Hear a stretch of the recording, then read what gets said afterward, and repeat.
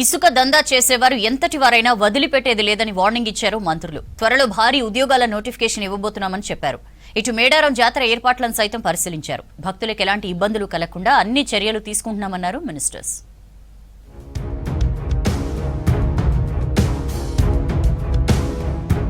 అక్రమ ఇసుక దందా చేసేవారు ఎంతటి వారైనా కఠినంగా శిక్షిస్తామని వార్నింగ్ ఇచ్చారు కార్మిక మైనింగ్ శాఖల మంత్రి వివేక్ వెంకటస్వామి.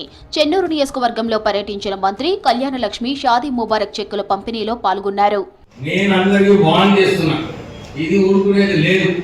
ఎవరైతే ఈ మాఫియా ఈ చెన్నూరు నియోజకవర్గంలో చేయాలని ఆలోచించుకొని పైసలు ఎలక్షన్ లో ఖర్చు పెట్టుకుంటే వాళ్ళ ఎవరైతే పోలీస్ ఆఫీసర్స్ దాంట్లో సహకరించారో వాళ్ళని కూడా విడిచేది లేదు. ప్రజాప్రభుత్వం వచ్చాక పెద్ద ఎత్తున ఉద్యోగాల భర్తీపై దృష్టి పెట్టిందన్నారు మంత్రి పొన్నం ప్రభాకర్. అరణ్య భవన్లో రీసెంట్గా సెలెక్ట్ అయిన గ్రూప్ 1 అభ్యర్థులను ఆర్యవేశ కార్పొరేషన్ ఆధ్వర్యంలో సన్మానించారు. రాబోయే రోజుల్లో కూడా మరిన్ని ఉద్యోగాలు భర్తీ చేస్తామన్నారు మంత్రి పొన్నం.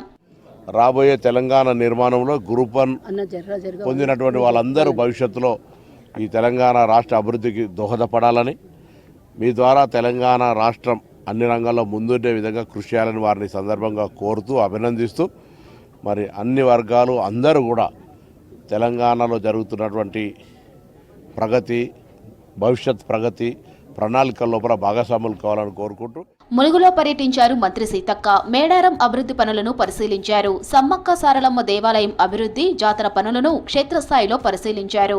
జాతరకు వచ్చే భక్తులకు ఎలాంటి అసౌకర్యం కలగకుండా అనుకున్న సమయానికి పనులన్నీ పూర్తి కావాలని అధికారులను ఆదేశించారు సీతక్క.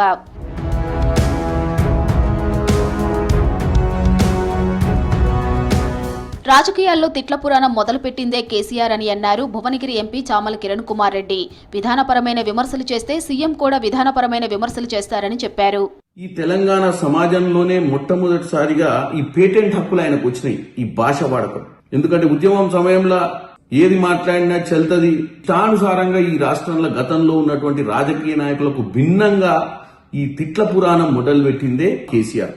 ప్రజల్లో చిచ్చు పెట్టడానికి బీజేపీ కుట్రలు చేస్తోందన్నారు ఎమ్మెల్యే బొజ్జు పటేల్. రాబోయే రోజుల్లో విద్వేషాలు రెచ్చగొట్టకుండా చట్టం తెస్తామన్నారు. ఆదిలాబాద్లో కాంగ్రెస్ జిల్లా కార్యాలయ ప్రారంభోత్సవంలో పాల్గొన్నారు ఎమ్మెల్యే బొజ్జు పటేల్.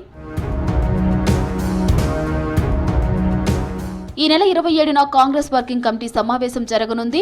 ఏఐసీసీ అధ్యక్షుడు ఖర్గే నేతృత్వంలో జరిగే ఈ భేటీకి సీడబ్ల్యూసీ సభ్యులు, కాంగ్రెస్ పాలిత రాష్ట్రాల సీఎంలు హాజరు కానున్నారు. ఉపాధి హామీ పథకంలో గాంధీ పేరు మార్పుపై చర్చించనున్నారు.